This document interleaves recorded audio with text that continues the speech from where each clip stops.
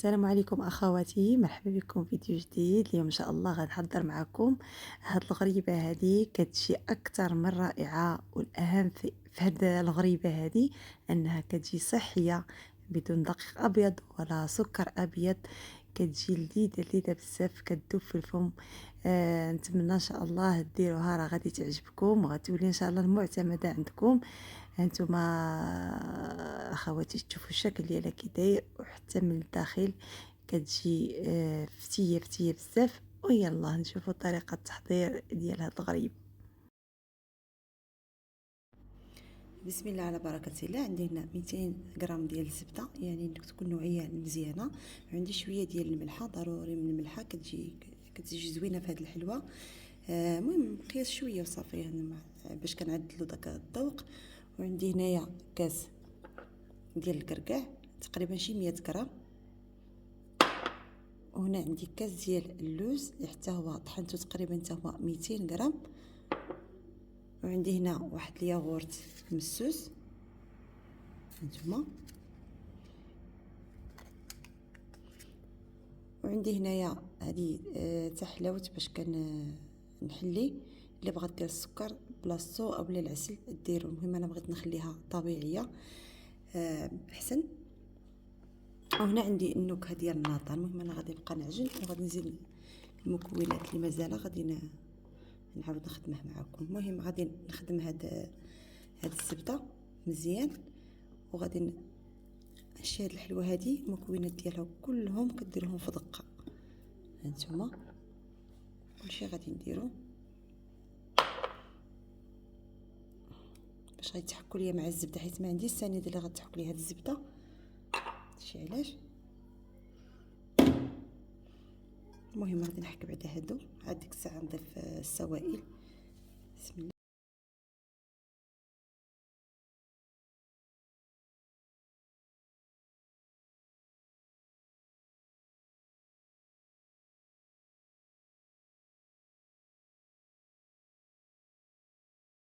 هنا من بعد ما خلطت ديك الزبده والكركاع واللوز، ضفت هاد الياغورت الطبيعي. دائما حتى هاد الياغورت الطبيعي كيخلينا الغريبات كيجيو هشاش وبنان. وهنا بالنسبه اللي بغات تحلي، المهم انا درت هاد عسل التمر، راه موجود في الاسواق كاين. اللي ما عندهاش غادي تضيف العسل. هنايا كما كتشوفوا اللون ديالو كي داير. وهنا داك حيت ما بقات لياش في القرعه، وقلبت هاد القرعه هذه باش دوك البقايا كلهم يدخلوا من القرعه. واللي ما عندهاش بطبيعه الحال راه غادي دير العسل، اولا غادي دير سكر كلاسي، كاس ديال السكر كلاسي باش غادي تحليو. وصافي هذه هي القرعه ديالها. هادو هما باش مصنوعه بالتمر، شي حاجه اللي هي طبيعي احسن من السكر الابيض. وصافي غادي بالنسبه للنكهه غادي ندير معلقه صغيره ديال الناطه، كتوتا بزاف مع هاد الغريبه هذه. وغادي نضيف كذلك واحد المعلقه صغيره ديال الفاني. وغادي نضيف واحد الصفار ديال البيضه واحده.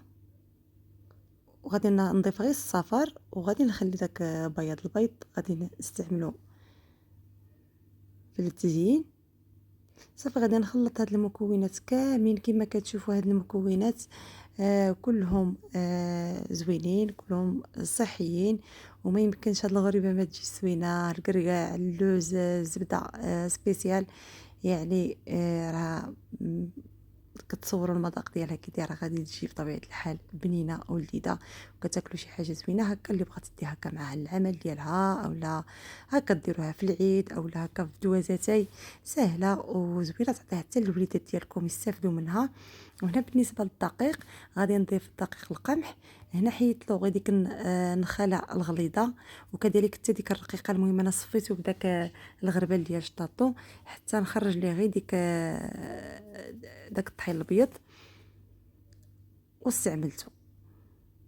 احسن ما نضيفوا الدقيق الابيض بطبيعه الحال، كما كنحاولوا دائما نقصوا من السموم. وهنا ضفت واحد نص خماره ديال الحلوه.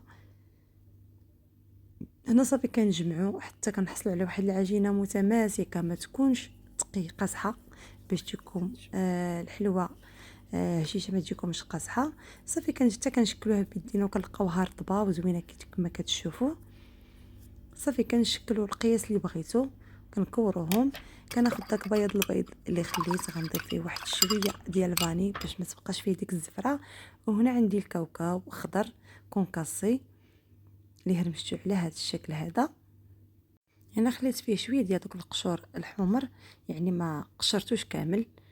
هنا غير كتدخلوه غير الفران، غير كيتصهد واحد شي شويه صافي، وباغي باش تحيدوا ديك القشره وصافي. اللي تحيد تحيد، اللي ما تحيد صافي. راه كطحنوك باش كيعطي حتى داك اللون زوين هكا فوق الحلوه. صافي هنا غادي نشكلوا كويرات القياس اللي نتوما كتبغيو. غادي نشكل هاد الكويرات دائما ويكون نخدم انا كيفاش كنخدم باش ما كترونوش الا كنتو بوحدكم وهذا، حيت الخدمه راه مهمه في اي حاجه كتصاوبوها. ضروري تكون منظمه وتكون ما باش ما ترونوش حتى نتوما ما كتملوش من شي حاجه كتخدموا هكا، كتجيكم الخدمه سهله. هنا غادي اول حاجه غادي نكور هاد العجينه كامله، غادي نكورها. ومن بعد غادي عاد ديك الساعه غادي نبقى ندير لها هاد البيض ونضيفها في الكاوكاو. يعني الا كنتو بوحدكم كتخدموا غدهنوا هاد الكويره. غادي نحاولوا مابقاوش نهزوا بداك بياض البيض بزاف، غادي نخدموا بهاد اليد اليمنى وكان نزيدوا نخدموا باليسرى باش ما تجلخناش داك مع يدينا كيكونوا عامرين بداك بياض البيض باش ما يتهز لكمش الكاوكاو في يديكم. هنا كنخدم باليمنى وكنكور باليسرى.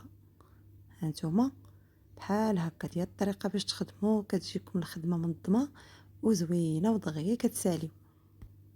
صافي من بعد ما ساليت هاد الكميه كامله اللي عندي غادي ندخلها في الفران يكون متوسط الحراره باش تاخذ داك اللوين زوين وطيب على خاطرها. المهم من بعد ما كتاخذ داك اللوين يكون محمر وطيب على خاطرها. وهذا هو الشكل ديالها النهائي من بعد ما طابت. كتجي محمره وكتجي عاطيه المنيضر ديالها على في الشوفه ديالها ولا كذلك في المذاق ديالها.